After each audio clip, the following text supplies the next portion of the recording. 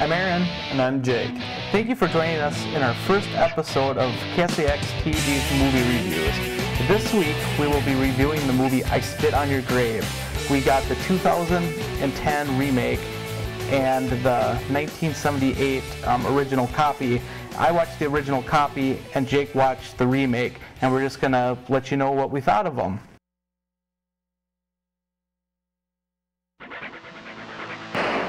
I spit on your grave.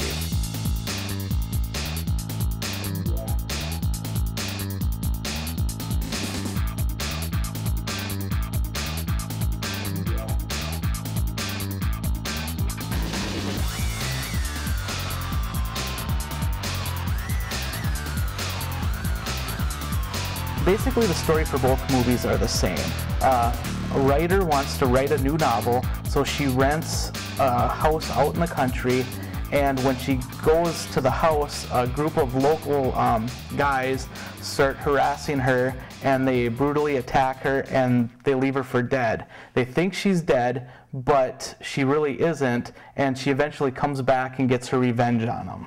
One thing to be noted about this movie, I know the version I got was unrated, the remake. Yep. And you have to be aware that there is a lot of adult content in it. Yes. And it is a horror movie, and it does get more gory towards the end. But in the beginning, there's some awkward situations with the assault and everything that you should be aware of before watching it. Yep, I totally agree, and that's how the original was too. It was really, it was unrated also, and it really was extreme, and it was pretty shocking. So, yeah, you definitely have to be careful. I mean, you have to know what you're getting into when you watch this because it's not very pleasant. It could easily offend. Yes. I must say, some of the death scenes in this one were pretty amazing, though. Yeah, the original, I mean, at the time, they were pretty shocking, you know, because there was nothing really like this. Well,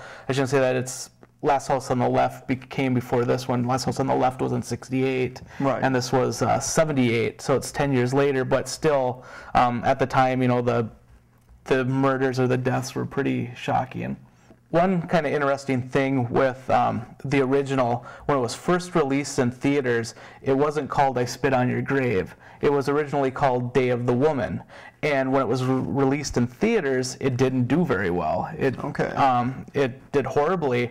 So a lot of the times what directors and movie companies did back in the 60s and 70s, if a movie bombed, they would change the title. So they came up with the title I Spit on Your Grave, re-released it in the theater, and it was an instant cult favorite.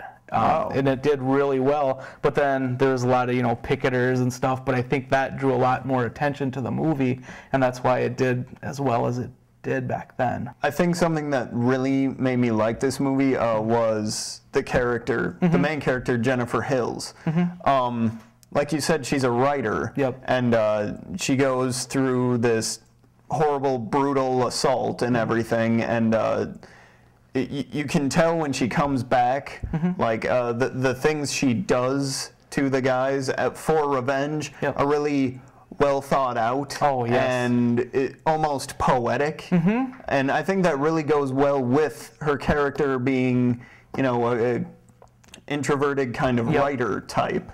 I agree. I really liked the main character, definitely. I do too, and I totally have to agree with you on the original too. I mean, it was kind of, you know, poetic how she did get the revenge because she thought everything out, you know, well, and she had it all planned, and it just all fit into place like how she had planned it, and so it was really interesting. They definitely captured the feeling of such a horrible thing happening.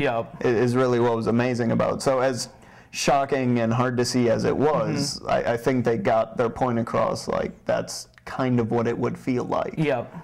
And the thing with the original was the way it was shot. It was kind of almost like a documentary in a way. It was really grainy, and it just felt like you were almost there, so that made it even more disturbing and shocking.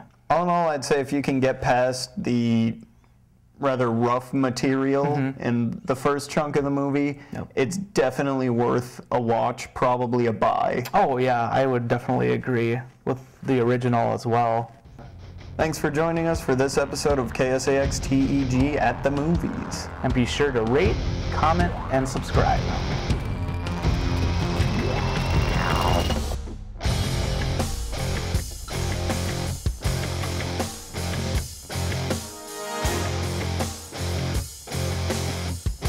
The views of this video are not necessarily the views of Current Broadcasting or its affiliate stations.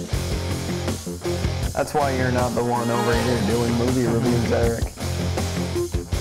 This episode of KSX TEG is brought to you by Guerrilla Games and St. Cloud.